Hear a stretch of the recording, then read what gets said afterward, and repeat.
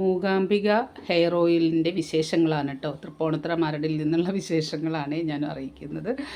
ഒരു ദിവസം നമ്മൾ ആരംഭിക്കുന്നത് മൂകാംബിക ഹെയർ ഓയിലിലൂടെ തന്നെ നമ്മൾ ആരംഭിക്കുക. ആഴ്ചയിൽ ഒരു ദിവസം അല്ലെങ്കിൽ 2 ദിവസമെങ്കിലും നമ്മൾ മൂകാംബിക ഹെയർ ഓയിൽ ഉപയോഗിച്ച് തലയിലൊക്കെ നല്ലോണം തേച്ച് പിടിപ്പിച്ചിട്ട് മൂകാംബിക ഹെയർ ഓയിലിൻ്റെ തന്നെ താളി ഉപയോഗിച്ച് തല കഴുകുക.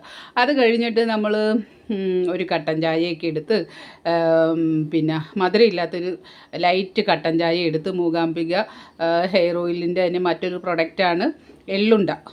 അത് നമ്മൾ കരിപ്പട്ടി ചക്കരയിലാണ് ഉണ്ടാക്കുന്നത്. പിന്നെ എള്ളിൻ്റെ ഗുണങ്ങൾ നമുക്ക് പറയാനായിട്ട് ഒരുപാടുണ്ട്. ഹെയറിന് നല്ലതാണ്, അതുപോലെ തന്നെ സ്കിന്നിന് നല്ലതാണ്. പിന്നെ ആധികാരികമായിട്ട് പറയാൻ ഞാൻ ആളല്ല, പക്ഷേ അത് ഒരുപാട് നല്ല ഗുണങ്ങളുള്ള സാധനമാണ് എള്ള്. അപ്പോൾ അത് നമ്മൾ ഡെയിലി 2 എണ്ണം വെച്ചിട്ട് രാവിലെ ഒരു കട്ടൻ ചായയുടെ ഒപ്പം കഴിച്ച് കഴിഞ്ഞാലുണ്ടല്ലോ, ഡയറ്റൊക്കെ എടുക്കുന്ന ആൾക്കാർക്കാണെങ്കിൽ ഉച്ചവരെയും വലിയ വിശപ്പൊന്നും ഉണ്ടാകില്ല കേട്ടോ.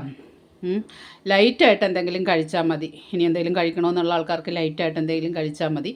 അപ്പം അതാണ് കേട്ടോ ഇന്നത്തെ എൻ്റെ മൂകാംബിക ഹെയർ ഓയിലിൻ്റെയും എണ്ണയുടെയും പിന്നെ എന്താണ് എള്ളുണ്ടയുടെയും താളിയുടെയൊക്കെ പരസ്യമാണ് കേട്ടോ. ഞാൻ തന്നെ വേണമല്ലോ എൻ്റെ പരസ്യം പറയാനായിട്ട്.